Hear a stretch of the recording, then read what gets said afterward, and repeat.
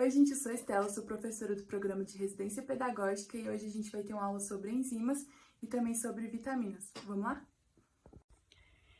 E a gente começa essa aula se perguntando o que são as enzimas. As enzimas, elas são compostos orgânicos. E o que isso quer dizer? Quer dizer que elas possuem carbono na sua estrutura, assim como outros compostos que vocês estudaram e ainda vão estudar. As enzimas, elas são um tipo de proteína e elas estão na forma terciária ou quaternária. Elas são altamente especializadas e específicas. E o que eu quero dizer com isso? Elas estão atuando num sistema de chave e fechadura, ou num sistema de enzima-substrato, quer dizer a mesma coisa. Mas para explicar, eu vou usar a definição chave e fechadura, que eu acho que fica mais fácil. As enzimas, elas são consideradas fechaduras, e elas possuem um substrato específico que vai se encaixar nelas, que a gente vai chamar de chave. E elas se ligando, as reações vão acontecer. Mas a gente vai entender isso melhor a seguir. As enzimas, elas também são consideradas catalisadoras em reações. E o que eu quero dizer com isso? Eu quero dizer que as enzimas, elas aceleram o processo. Catalisador significa isso, acelerar um processo. A gente vai entender melhor a seguir também. E uma observação muito importante é que as enzimas, elas não são consumidas nas reações. Ou seja, elas vão participar, catalisando, acelerando a reação, mas quando a reação acaba, elas voltam e ficam disponíveis para outras reações futuras. Lembra que eu falei no slide anterior sobre o sistema de chave e fechadura? Então, na verdade, ele vem sendo complementado pela teoria do encaixe induzido. Por quê? No sistema chave e fechadura, a gente tem a ideia de que o substrato e a enzima se encaixam perfeitamente, assim como a chave e fechadura. Mas, na verdade, estudos mostram que esse encaixe ele não é tão perfeito e que a enzima ela se modifica minimamente para que o substrato se encaixe. Então, essa teoria de encaixe induzido vem complementando a teoria de chave e fechadura. Não quer dizer que ela está errada, mas ela está incompleta porque a enzima se modifica sim, mas de forma mínima. E quais são as funções das enzimas? Eu já dei um spoiler para vocês, na verdade, porque eu falei que elas aumentavam a velocidade da reação, e é justamente isso. As enzimas funcionam como catalisadoras, aumentando a velocidade da reação. E com esse aumento, elas acabam diminuindo a energia de ativação que é necessária para que a reação aconteça. Ou seja, elas diminuem o gasto energético que a gente ia fazer se a gente não estivesse utilizando as enzimas. E a gente pode ver isso na digestão, porque as enzimas elas atuam quebrando moléculas grandes, como carboidratos, lipídios, proteínas, e elas quebram em moléculas menores. E isso acelera a reação no nosso corpo. Vocês podem pausar esse slide e copiar, ou então copiar pelo PDF. Eu vou passar para o próximo slide, que eu acho que fica mais fácil de entender esse slide aqui. Pronto, acho que aqui vai ficar mais fácil de vocês visualizarem. Lembra que eu falei que tem o substrato e tem a enzima? Tem a chave e tem a fechadura. A chave, o substrato, vai se ligar no sítio ativo ou centro ativo da enzima. E vai ter aquele processo de encaixe induzido que eu falei para vocês. A enzima se modifica um pouquinho para poder fazer o encaixe do substrato. E aí, quando isso acontece, se forma o complexo enzima e substrato ali no passo 2. E quando esse complexo é formado, a reação ela começa a acontecer de uma forma mais rápida e com menos gasto energético, igual eu falei para vocês anteriormente. E aí a gente passa para o passo 3, que é quando a enzima se desprende os produtos dela, pode ser um ou mais produtos, nesse exemplo temos 2 produtos, e o sítio ativo ele fica livre novamente, ou seja, a enzima ela não vai ser consumida pela reação. Quando a reação termina, ela fica disponível para fazer outras reações futuramente. O que eu já tinha falado para vocês no primeiro slide. E essas enzimas, elas estão funcionando o tempo todo sem nenhum tipo de empecilho? Na verdade, não, porque as enzimas, elas trabalham em condições ideais de funcionamento. E a gente vai chamar isso de ótimo, né? Por exemplo, o pH. O pH ótimo, o pH de melhor funcionamento das enzimas, é diferencial entre elas. Por exemplo, a pepsina, que está presente no nosso estômago, tem um funcionamento ótimo, tem o seu melhor funcionamento no pH ácido. Já a tripsina, que a gente encontra no nosso intestino delgado, ela tem um funcionamento ótimo em um pH básico. Outra condição é a temperatura. A temperatura ótima, a temperatura ideal, em média de 37 graus. E isso não altera de enzima para enzima. É de 36 a 38, mas é uma temperatura média. E essa temperatura, ela pode se alterar. E se ela se alterar demais, se ela aumentar muito, as enzimas elas vão desnaturar, ou seja, elas vão perder a sua forma. E, consequentemente, elas perdem sua função. Porque vocês lembram que as enzimas elas têm uma forma específica de se encaixar no substrato? Se ela desnatura, perde sua forma, ela já não vai encontrar mais o substrato perfeito que se encaixa nela. Então, isso é bem problemático. E também tem a questão de que se a temperatura cair demais, as enzimas vão diminuir sua atividade. E elas não vão funcionar de uma forma ótima. E uma curiosidade é que quando o nosso corpo está sendo atacado por patógenos, a gente tem febre, né? E essa alta temperatura é uma resposta muito inteligente do nosso corpo de desnaturar enzimas dos patógenos, por exemplo, as bactérias. Mas se a gente tiver essa constância de febre, essa alta temperatura também pode ser prejudicial para nós, porque o nosso corpo pode desnaturar, com essa alta temperatura, as nossas próprias enzimas. E outra situação que pode influenciar diretamente no funcionamento, né, das enzimas, além do pH e da temperatura, é a presença de inibidores enzimáticos, que podem ser de dois tipos, os reversíveis e os irreversíveis. O primeiro, o reversível, é quando o inibidor ele funciona inativando aquela enzima, mas quando ele se desprende, a enzima volta a funcionar. E ele pode ser de dois tipos, competitivo, quando o inibidor e o substrato eles vão competir pelo sítio ativo da enzima. Assim como o jogo de futebol, que o time está competindo pela bola, no caso o sítio ativo, e o outro time também está competindo pela bola, pelo sítio ativo. Quem ficar é o dono do jogo, por exemplo. E o não competitivo é quando o inibidor ele se liga a outra parte da enzima. E o substrato vai ficar no sítio ativo e o inibidor em outra parte da enzima, inativando ela. A gente pode ver isso pela essa imagem aqui à direita. Já os irreversíveis é quando a desativação da enzima ela é irreversível. O inibidor se liga e a enzima é inativada completamente. E a gente pode ver exemplos disso em vários antibióticos que a gente toma contra infecções de bactérias e esses medicamentos eles estão funcionando inativando enzimas das bactérias invasoras. Já que essas enzimas são tão importantes, onde elas estão no nosso corpo?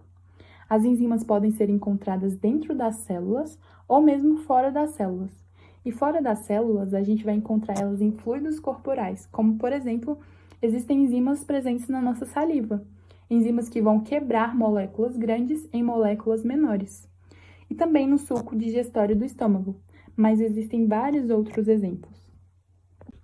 E agora que a gente começou a falar um pouquinho sobre digestão, vamos falar um pouquinho sobre alimentação também. O glúten, ele é um complexo proteico, ele não é um carboidrato, ele é um complexo proteico, formado por proteínas como glutenina e gliadina. E o glúten, ele está presente na nossa alimentação em diversos tipos de cereais, como o arroz, a cevada, o centeio e também no trigo. E o que essa doença celíaca do título tem a ver com glúten? Na verdade, tem tudo a ver, porque a doença celíaca é um processo inflamatório relacionado justamente ao consumo desse complexo proteico. As proteínas do glúten, elas são relativamente resistentes às enzimas digestivas e vai induzir nos celíacos uma resposta imune anormal da mucosa e também causar lesões teciduais. Os sintomas podem ser dores abdominais, gases, náuseas, diarreia, mas pode ir além, né? Causando lesões bolhosas na pele, cansaço, alteração de humor, dentre tantas outras. E a causa da intolerância pode estar relacionada à alimentação, pode estar relacionado a como esse glúten mudou ao longo do tempo, seleção genética do trigo, por exemplo, mas também predisposição genética. O tratamento é basicamente você tirar o glúten da sua dieta, você não pode consumir o glúten porque vai te causar essas reações. E uma curiosidade é que o glúten é que dá elasticidade, viscosidade, porosidade para massas como pães. E se você quiser entender um pouquinho mais, você pode ver um videozinho que a gente deixou disponível também. As enzimas são moléculas biológicas importantíssimas e é por isso que fármacos vêm reproduzindo quimicamente essas enzimas. Por exemplo, a dipeptilpeptidase, DPP-4, é uma enzima endógena fabricada em forma de fármaco que a pessoa que tem a doença celíaca toma, e esse fármaco vai auxiliar na minimização da ativação das respostas imunes. E isso vai acabar favorecendo a recuperação da mucosa intestinal do celíaco. Outro exemplo de enzimas que podem auxiliar as pessoas é a triptase, né? Que ela está presente no nosso corpo, todo mundo tem. Mas existem pessoas que têm essas enzimas em grande quantidade. E quando elas têm em grande quantidade, isso significa que se a pessoa for submetida a picadas de abelha, isso pode ser fatal. Então, com o exame, a gente pode ver a quantidade de triptase no nosso corpo e ver se a submissão da gente a picadas de abelha vai ser problemático ou não. E também tem a famosa intolerância à lactose, que é quando a enzima da lactase apresenta deficiência parcial ou total e não digere a lactose, trazendo várias consequências, tem sintomas, a pessoa passa mal, tem diarreia, dores intestinais, gases, e enfim, tudo pelo mau funcionamento dessa enzima. E agora a gente terminou a parte de enzimas, vamos começar a falar um pouquinho de vitaminas. E o que são essas vitaminas? As vitaminas são compostos orgânicos, lembra? Aqueles que têm carbono na sua composição? E as vitaminas, elas também podem servir como coenzimas. E o que são as coenzimas? São a junção de uma enzima com uma molécula orgânica. Como a vitamina é orgânica, elas podem ter essa função de se juntar e fazer a catálise em uma reação. A função das vitaminas é basicamente regulação no nosso corpo. E coisas muito importantes de se saberem é que elas não servem como energia e elas não são digeridas. A gente, por exemplo, consome vitaminas e elas são diretamente absorvidas. Uma observação muito importante é que, em geral, o nosso corpo não produz vitaminas. O nosso corpo produz apenas a vitamina D, quando a gente pega sol, por exemplo, e a vitamina K, que na verdade não é a gente que produz, são bactérias presentes no nosso corpo que produzem pra gente. Isso mostra que nem todas as bactérias são ruins, algumas são neutras, né? E outras são benéficas pra gente. Existem dois tipos de classificação para as vitaminas, as lipossolúveis e as hidrossolúveis. As lipossolúveis são vitaminas que são solúveis em lipídios, em gordura. O nosso corpo, ele armazena esse tipo de vitamina e elimina com menor facilidade. Já as hidrossolúveis são solúveis em água e o nosso corpo tem maior facilidade em eliminar. Alguns tipos de vitaminas lipossolúveis, por exemplo, são as vitaminas do tipo A, K, D e E.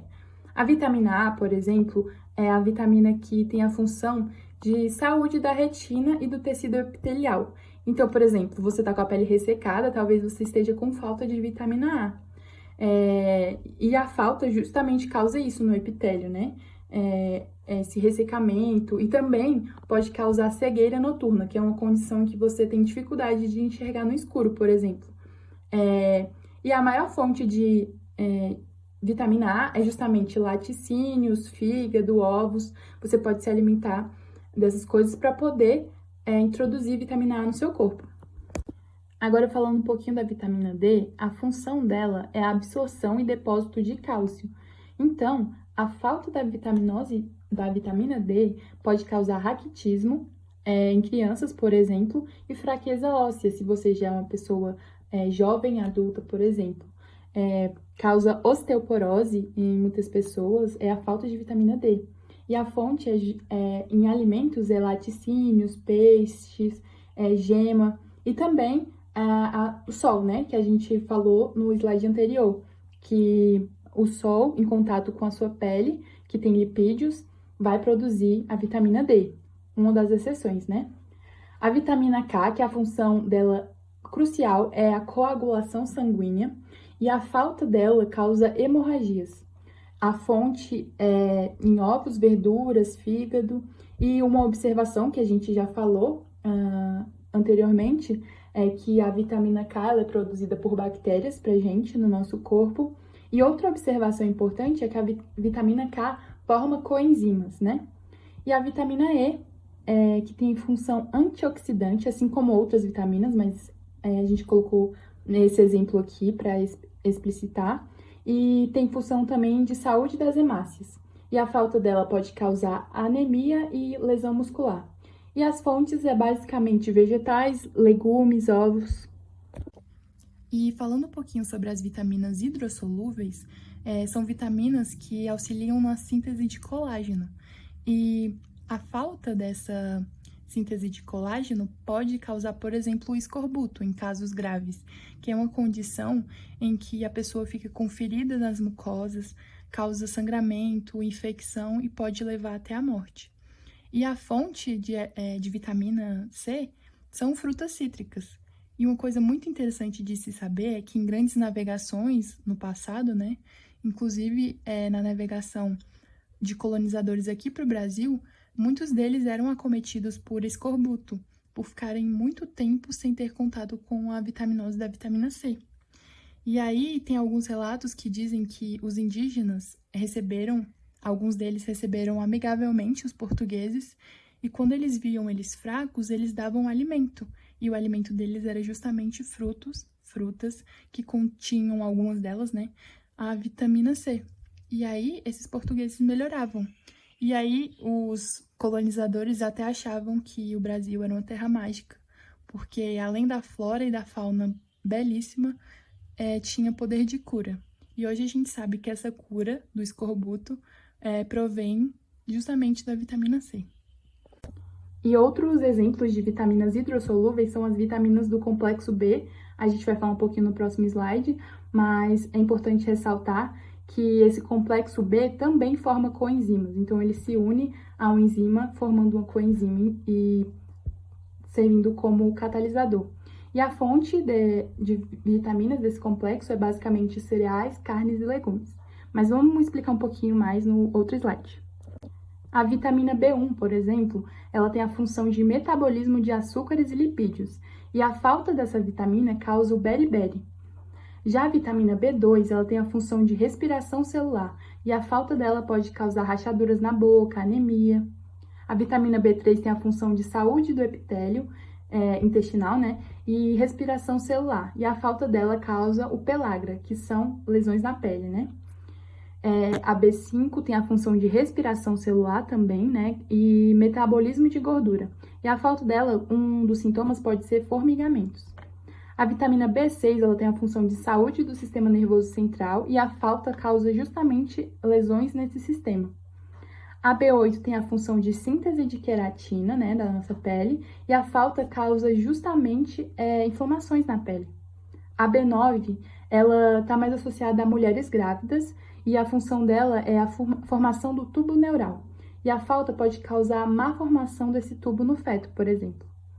E a vitamina B12 tem a função nos neurônios e nas hemácias, e a falta dela causa uma anemia muito específica, que é a anemia perniciosa. E a gente passou os últimos slides falando sobre a falta de vitaminas, né, que ela é nociva, mas a gente tem que prestar atenção que o excesso dessas vitaminas também é ruim. A falta causa a vitaminose, né, que é a falta de vitaminas, e o excesso causa hipervitaminose, e isso pode ser muito ruim para o nosso corpo também, tanto a falta quanto o excesso. E para a gente cuidar justamente da nossa saúde, a gente tem que ficar atento à nossa alimentação, ter uma dieta balanceada e lembrar que a gente não precisa consumir muito, a gente consumir no mínimo já é o suficiente para o nosso corpo, a gente só não pode deixar de comer. E a gente termina essa aula justamente falando da importância, né, de se alimentar bem e também de ter uma prática regular de exercícios físicos, porque independente do seu biotipo, se você é uma pessoa mais gorda ou mais magra, o importante, na verdade, é você se cuidar. Um corpo bonito é um corpo saudável. E é isso, gente. Espero que vocês tenham gostado da aula de hoje. Qualquer dúvida que ficar, vocês podem perguntar. A gente vai se encontrar de maneira síncrona no dia 7 de junho. E qualquer dúvida que ficar, vocês podem perguntar. E é isso. Tchau!